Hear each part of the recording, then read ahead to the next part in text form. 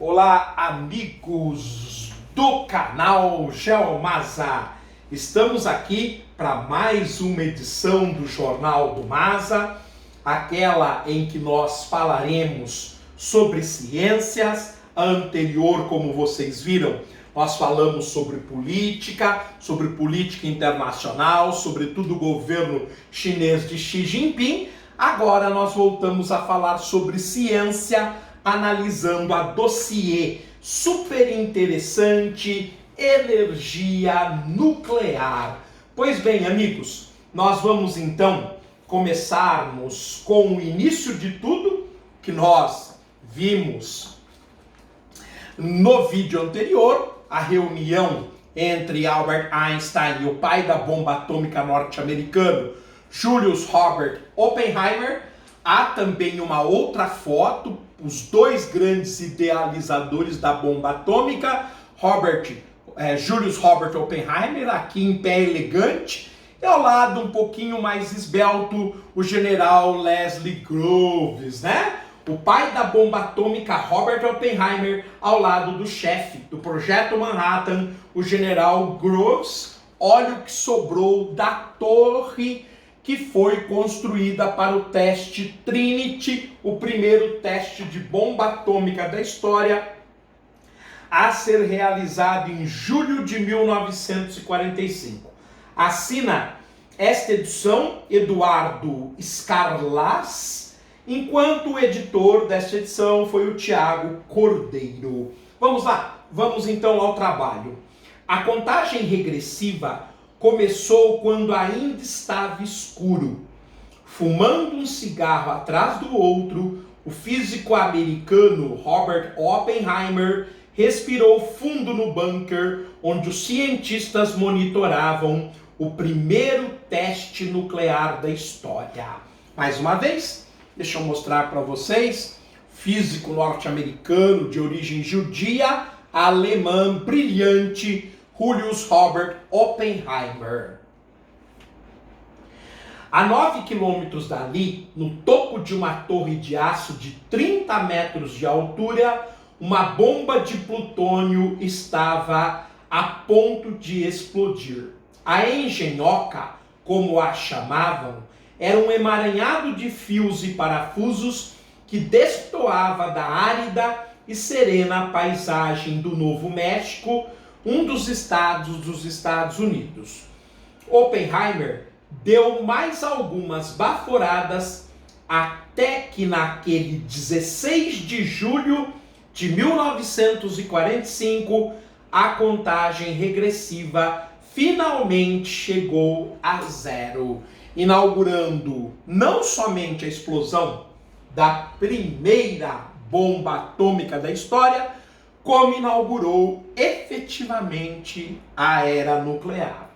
Às 5 horas, 29 minutos e 45 segundos, um clarão iluminou as montanhas com uma energia equivalente a 20 mil toneladas de TNT, aquilo que os cientistas apelidam de 20 quilotons.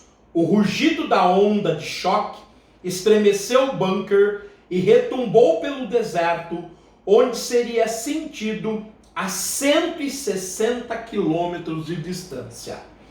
O calor do ponto zero fez a torre de aço evaporar e calcinou a areia num raio de 700 metros, transformando-a num lençol de vidro. Vejam os primeiros impactos incríveis provocados por essa terrível explosão nuclear. Os cientistas avistaram com terror a imensa bola de fogo no horizonte, que exalava uma nuvem em forma de cogumelo de 12 quilômetros de altura. Petrificado, Oppenheimer murmurou um verso do Bhagavad Gita, um livro dedicado ao deus Krishnamurti, ou simplesmente Deus Krishna, um dos deuses do sul da Índia, o Bhagavad Gita, que são os poemas para o deus Krishna, e que faz parte do Mahabharata. Texto sagrado do hinduísmo. Transformei-me na morte, a destruidora de mundos, referindo-se à espantosa primeira explosão da bomba atômica. Dias depois, a arma mais letal já construída seria usada contra Hiroshima no dia 6 de agosto daquele ano e Nagasaki no dia 9 de agosto daquele ano. Lembrando que a explosão da bomba de Hiroshima, apelidada de Little Boy, era uma bomba de urânio, enquanto a bomba de Nagasaki era uma bomba de plutônio e apelidada de Fat Man. Ambas, Hiroshima e Nagasaki, no sul do Japão, causando uma devastação sem precedentes. Então, infelizmente, com esse lado mais sombrio, acabamos contando o primeiro capítulo da era nuclear. Física quântica. A engenhoca não surgiu de repente. Ela foi fruto de descobertas científicas que nos anos 1920 e 1930 provaram que a bomba nuclear era possível. As primeiras pistas vieram em 1900, quando o alemão Max Planck lançou as bases da teoria quântica, que descreve fenômenos em escalas diminutas como a atômica. Planck sugeriu que a luz emitida por materiais aquecidos podia ser medida em pacotes de energia e chamou cada pacote de quantum. Para desenvolver o início da física quântica, havia um problema clássico que não conseguira ser resolvido, que era o problema do corpo negro, da radiação dentro do corpo negro. Para isso, Max Planck, um físico alemão, pai de toda a mecânica quântica, por assim dizer, vai criar essa ideia de energias discretas, ou seja, em quantidades minimamente discretas, não poderia haver frações dessa quantidade mínima, e sim múltiplos. Em 1905, Einstein aprimorou a teoria de Planck ao mostrar que certos materiais emitem elétrons quando atingido por radiações eletromagnéticas, como a luz. O que ele estava dizendo é que, como o elétron está girando ao redor do núcleo, para que ele possa saltar para uma outra órbita, ou mesmo deixar a órbita do elétron, ele precisa de uma quantidade múltipla da quantidade discreta, chamada de quantum, para poder então sair desta órbita ou saltar para uma órbita seguinte.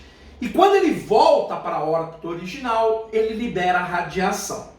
Em 1911, o neozelandês Ernest Rutherford deu mais um passo ao provar a existência do núcleo atômico, onde os prótons, partículas positivas, são circundadas pelos elétrons, que são partículas negativas. Lembrando que em 1897, o orientador do moço da Nova Zelândia, Ernest Rutherford, J.J. Thomson, anuncia a descoberta do elétron. E em 1913, o dinamarquês Niels Bohr juntou tudo isso num modelo ainda mais preciso, propondo que os elétrons giram ao redor do núcleo em órbitas com níveis de energia quantizadas, ou seja, múltiplos de um quantum.